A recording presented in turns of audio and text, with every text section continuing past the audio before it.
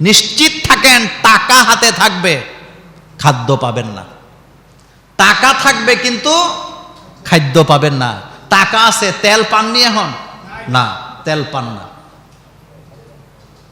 2 সপ্তাহ ঘুরে 40 লিটার তেল জোগাড় করতে পারি নাই। বাধ্য এমন এমন জায়গায় মাহফিলে যায় যেখানে গ্যাস নাই, তেলে চলা লাগে। 2 সপ্তাহ ঘুরা 40 লিটার তেল জোগাড় করতে পারি নাই। টাকা আছে কি নাই? তেল নাই। সেই মনে রাখবেন, খাদ্য টাকা থাকবে কিন্তু কি থাকবে না। আপনি বলবেন মোল্লা ভাই কেন বললেন এটা? আচ্ছা বলেন তো, দিনে দিনে কৃষি জমিন কমে না বাড়ে? কমাইতেছে কারা? আমরা কমাইতেছি। আবার অলস কাজ করে না, যেই জমিনে আগে ফসল করতো এখানে ফসল ফলায় না। কত মাস আগে ছিল, নেয়ামত দিনে দিনে কমতেছে। এটা আল্লাহর ওয়াদা। আল্লাহ পাক বলছেন লা ইন শাকারতুম লা আযীদান্নাকুম ওয়া লা ইন কাফারতুম ইন্না আযাবি লাশাদীদ। তোমরা যদি আমার নেয়ামত ভক্ষণ করার পরে আমার শুকরিয়া করো, আমি আল্লাহ নেয়ামত বাড়ায় দেব। আর তোমরা যদি আমার নেয়ামতের অস্বীকার করো, আমি তোমাদেরকে আযাব দিব, গজব দিব। সেই অবস্থাতে এখন আমরা আছি। নেয়ামত ভক্ষণ করি ঠিক, কিন্তু আল্লাহর শুকরিয়া আমাদের মধ্যে নাই। আল্লাহ শুকরিয়া নাই। একটা সময় ছিল ভিক্ষুককে ভিক্ষা দিলে দরজার মধ্যে বসে বসে দোয়া করে দিয়ে যেত 2 মিনিট। মুরব্বীরা ঠিক আছে না? এখন সময় নাই। এখন তো ভিক্ষু করে কম টাকা দিলে টাকা ফেরত দিয়ে চলে যায়। কথা সত্য? আগে 1 টাকা দিতেন, 1 মুঠ চাউল দিতেন, দরজায় বসে বসে 2 মিনিট দোয়া করত। এখন ভিক্ষুকের হাতেও দোয়া করার কি নাই? সময় নাই। মক্তবগুলা শেষ। কথা সত্য নি? মক্তবে এখন ছাত্র আসেনি? নাই। হুজুর সাহেব জিজ্ঞেস করতেছে মক্তবে ছেলে মেয়ে আসে না কেন? মা বাপ কত সুন্দর করে জবাব দেয়, আমার ছেলে মেয়ে সকালবেলা ঘুমের থেকে উঠতারে না।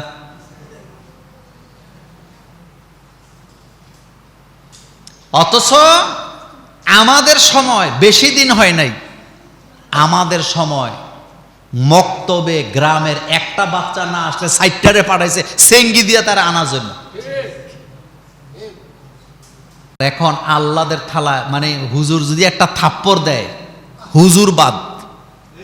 হুজুর যদি মক্তবে একটা থাপ্পড় দেয়, হুজুর কি বাদ। ছেলে মেয়েদের শাসন আদর দুইটাই করা লাগে। আপনি আপনার সন্তান মানুষ করতে পারেন নাই, এটা কি আরেকজনের লস হবে না নিজের লস হবে? আপনি কি আপনার সন্তানকে ইব্রাহিম নবীর চেয়েও বেশি আদর করেন? আপনি কি আপনার সন্তানকে ইব্রাহিম আলাইহিস সালামের চেয়েও বেশি আদর করেন? আপনি কি আপনার সন্তানকে হযরতে নূহ আলাইহিস সালামের চেয়ে বেশি ভালোবাসেন? না। হযরতে নূহ আলাইহিস সালাম মহাপ্রলয়ের সময়ও নিজের ছেলেকে বারবার ডাকছিলেন, ভালোবাসা দিয়ে ছেলে কালিমা পড়ো, কিস্তিতে উঠে যাও। আল্লাহ পাক সাফ জানায় দিলেন, যারা ঈমান আনে না তারা আপনার আহারের লোক হতে পারে না। হযরত ইব্রাহিম আলাইহিস সালাম সন্তানকে এত ভালোবাসেন, 90 বছর বয়স পর্যন্ত একটা সন্তানের জন্য আল্লাহর কাছে দোয়া করলেন, রব্বি হাবলি মিনাস সলিহিন। এত আদরের সন্তান, যেই সন্তানের ভালোবাসার কথা, আদরের কথা কোরআনে চলে আসছে।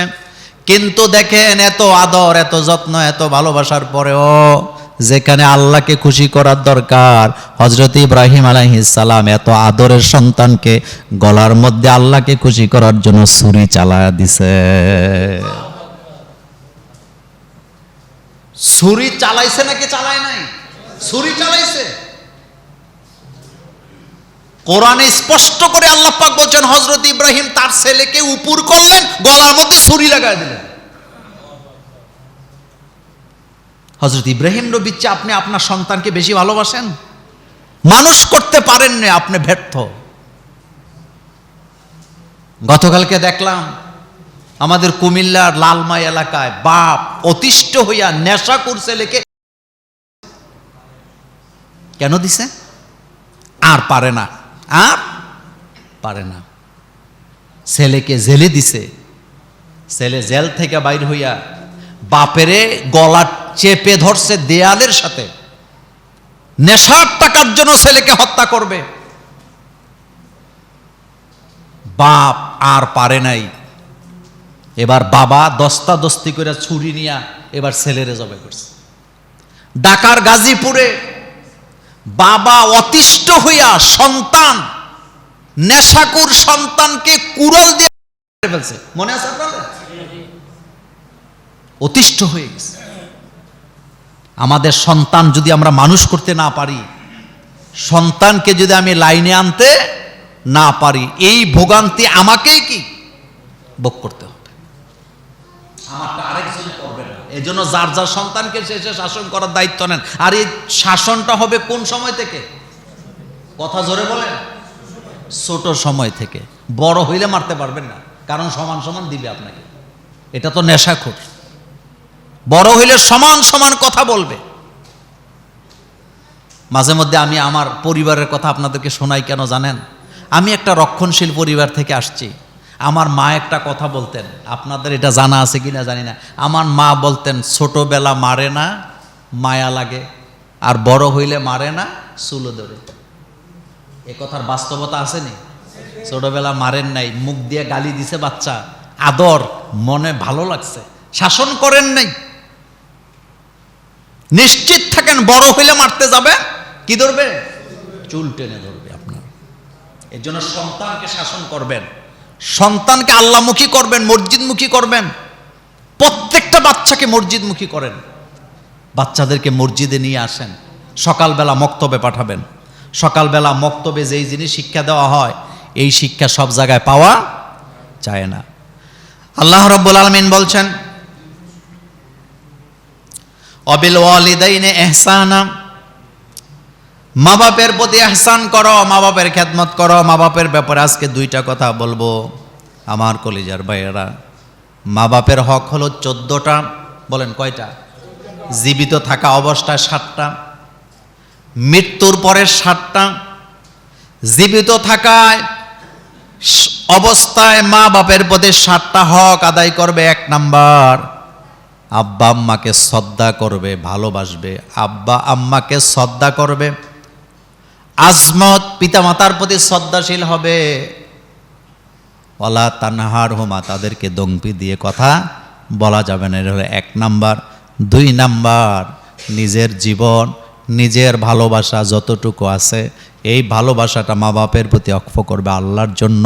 আর সেই ভালোবাসাটা হবে মন থেকে, লোক দেখানো যেন না হয়। লোক দেখানো আদরও কি আছে। 3 নাম্বার, সর্বদা মা বাপের কথা মেনে চলাম, জীবিত থাকা অবস্থার হক। 4 নাম্বার, তাদের খেদমত করা। 5 নাম্বার, তাদের প্রয়োজনগুলা মিটায়া দেওয়া। 6 নাম্বার, তাদেরকে সবসময় সুখে শান্তিতে রাখার চেষ্টা করা। 7 নাম্বার, নিয়মিত তাদের সাথে সাক্ষাৎ করা, দেখাশোনা করা। কিছু কিছু বড় লোক আছে, লোক রাইখা দেয় মা বাপের সেবা করার জন্য, কিন্তু নিজে বছরে একবারও মা বাপের সাথে দেখা করে না, এমন সন্তানও সমাজে আছে। অথচ তারা জানেই না, একবার যদি মা বাপের চেহারার দিকে মায়ার নজরে তাকায়, আল্লাহ রব্বুল আলামিন তাকে একটা উমরা হজের সওয়াব দান করে দেয়। আল্লাহু আকবার বলবেন না? মসজিদ আল্লাহর ঘর, মসজিদের দিকে তাকাইলে উমরা হজের সওয়াব পাওয়া যায় না। চাঁদের দিকে তাকাইলে উমরা হজের সওয়াব পাওয়া যায় না। কাবা ঘরের দিকে তাকাইলে উমরা হজের সওয়াব পাওয়া যায় না। কিন্তু আব্বা আম্মার চেহারাটা এত দামি, আব্বা আম্মার চেহারার দিকে তাকাইলে উমরা হজের সওয়াব পাওয়া যায়। আল্লাহু আকবার বলেন। পিসাবের দিকে তাকাইলে উমরা হজের সওয়াব পাওয়া যাবে না। খতিবের চেহারার দিকে তাকাইলে উমরা হজের সওয়াব পাওয়া যাবে না। মোল্লা নাজিমের চেহারার দিকে তাকাইলে উমরা হজের সওয়াব পাওয়া যাবে না।